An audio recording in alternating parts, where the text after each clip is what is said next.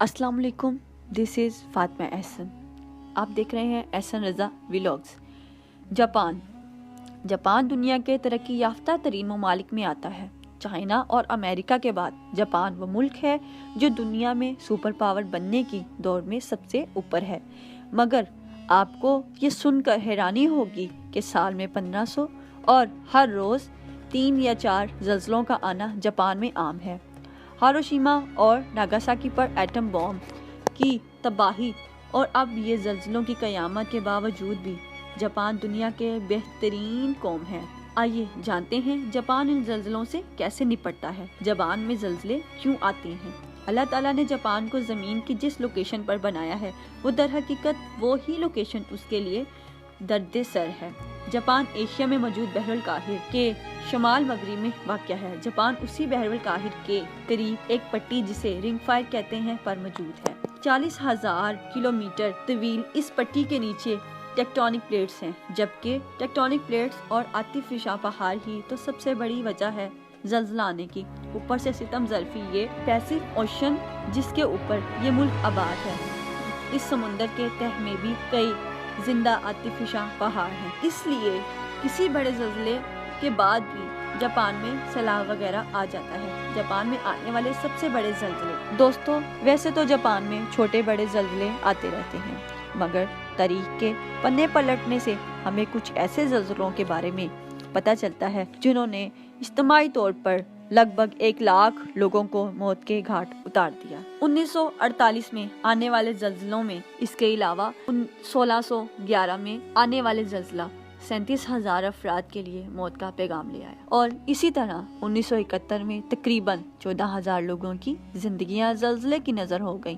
वैसे 1971 के बाद काफ़ी हद तक जापान ने ज़लज़लों से निपटते हुए ज़लज़लों से सबक सीखकर और अपनी गलतियों से सबक सीखकर इंफ्रास्ट्रक्चर को मजबूत करने की कोशिशें की। मार्च 2011 में सोया शेर जाग उठा और जापान स्केल्स पर 9.1 शिद्दत के ज़लज़ले से कांप उठा। इस ज़लज़ले से रहती सहती कसर सुनामी ने निकाल दी। फिर इस कयामत को 19,000 लोगों ने अपनी जान देकर ठंडा किया। जापान ज़लज़लों से कैसे निपटता है? कहा जाता है कि जापान में पहला ज़लज़ला आज से तकरीबन 2000 साल पहले आया था। क्योंकि किसी भी इलाके में ज़लज़लों की वजूहात और इन पर कंट्रोल के लिए पहले के उसकी तारीख को जाना बहुत ज़रूरी होता है। इसीलिए जापान ने एक बाकायदा इदारा बनाया जिसका काम ज़लज़लों पर तहकीक करना और इनको कंट्रोल करना था। उन्होंने सबसे पहले ज़लज़ले की तारीख को पढ़ना शुरू किया और फिर इसको समझते हुए लातादाद बेहतरीन इस्लाहात की।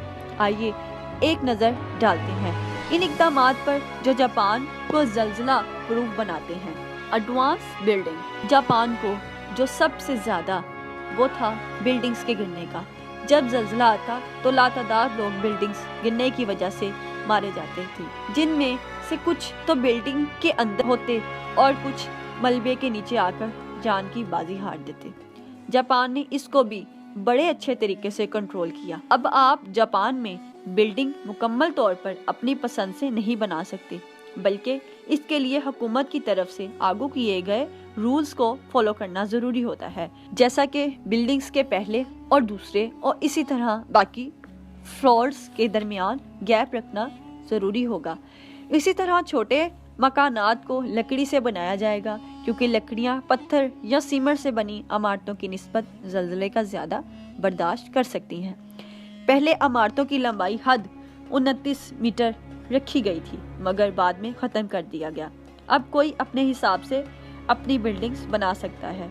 बहरहाल कमर्शियल और रिहायशी बिल्डिंग्स की एक हद रखी गई है और ये हद हर इलाके के हिसाब से चेंज होती रहती है। इमरजेंसी अलर्ट सिस्टम, तरक्की याफ्ता ममालिक का यही तो मज़ा है कि यहाँ आपको पहले से ही पता चल जाता है कि क्या होने वाला है।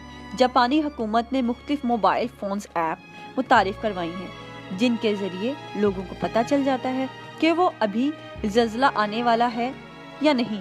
मतलब कि माहिरीन को पहले से ही पता चल जाता है कि ज़लज़ला आने वाला है। इसके अलावा जापान में चलने वाली ट्रेनों में भी ज़लज़ले को डिटेक्ट करने वाले अलर्ट्स नस्ब किए गए हैं, जिससे ट्रेन को पता चल जाता है कि मैं आगे जिस रूट से गुजरने वाली हूँ इसमें ज़लज़ले की پیشن گوئی ہے تو وہ وہاں ہی بریک لگا دیتی ہے۔ جاپان میں ریلوے ٹریک بھی اسی حساب سے بنائے گئے ہیں، اور تو اور جب زلزلے کی آمد کی خبر ملتی ہے تو فوراً ان علاقوں کی بجلی اور گیس کے کنیکشن آف کر دیے جاتے ہیں تاکہ زلزلے کے بعد کسی قسم کا شارٹ سرکٹ یا آگ لگنے کا واقعہ سامنے نہ آئے۔